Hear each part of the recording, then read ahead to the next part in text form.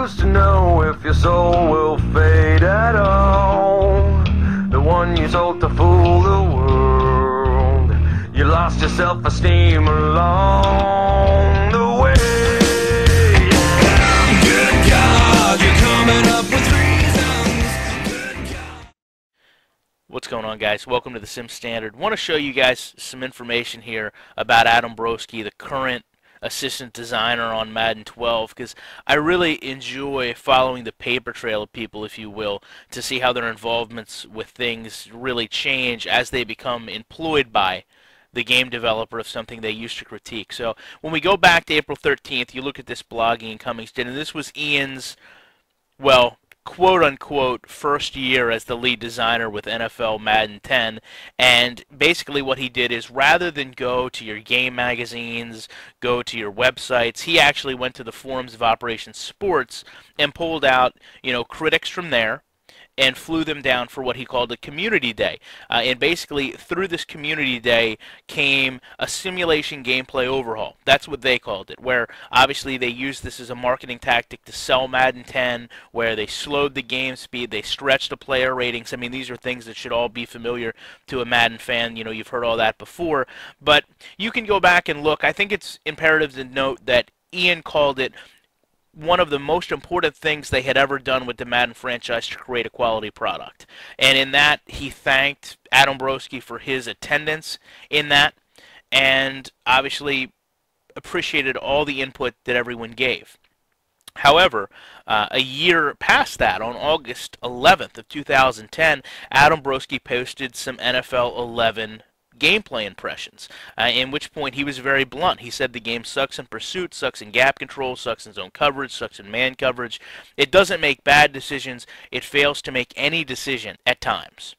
So clearly, to me, that shows a frustration of somebody who has went down, talked to somebody about their product, explained them some of the problems it has, and now seen two iterations of it come out with little or no change to something he may have been really emphatic about getting improved. Now, the next day, he had a post called Madden 12 Priorities and Beyond. Now, in this, he actually says Madden 11, it's hard to deny that it has the most realistic run-blocking assignments in football game history.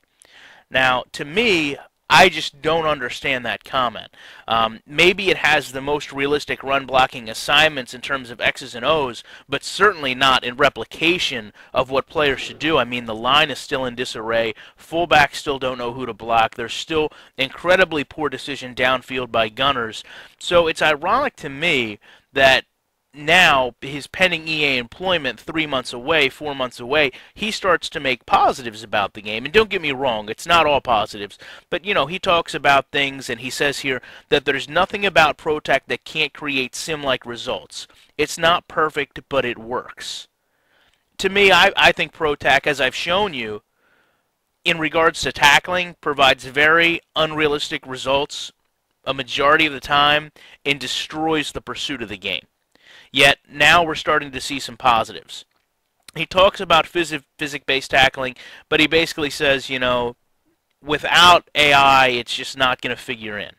Now, again, we'll jump forward a little bit to really present day, March 6th. He comes out and says, there's nothing 2k5, 2k8, or any other sports game has done that the existing engine in Madden can't accomplish.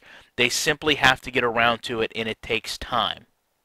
To me, for someone to sit there and be involved with the product for 3 years and then completely change his tune once he's employed, I really find it a bit insulting from a customer standpoint.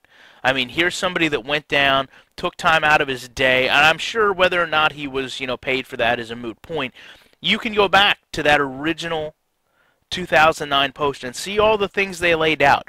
Flaws that still persist in the game today that we just showed you in our last video really are in 2k5 and 2k8 in terms of gameplay.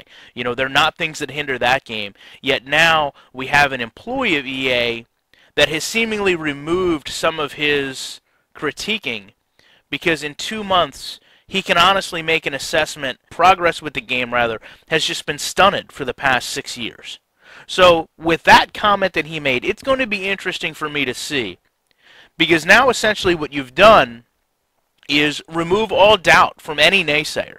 There is no reason this game cannot be held to this 2k8 and 2k5 standard, because you are now the designer of the game telling me it's possible, that you just need to get around to it and it takes time. So this year, the upcoming Madden 12, I promise you, will be, at least from my perspective, the most highly scrutinized Madden of all time. Because now, once again, I feel like we've been insulted as a community and as a base of helping improve this game. You know, before it was, we're out of animations. Before it was, we don't have that technology. You know what? There's no more excuses. You've got the #1 largest motion cap center on the planet, and now you're telling me the game engine isn't limited anymore. So I really would hope you guys can go back and look through those articles. I'd love to hear your opinion on them. See how you feel about somebody making these comments toward the game, and really what you feel about him saying in no short terms that the progress of the game has just not occurred the past 5 or 6 years, but it has all of the ability to play out realistically in situations like we see with 2K5 and 2K8. Until then, well, thank you for supporting the Sim Standard. I will see you guys next week.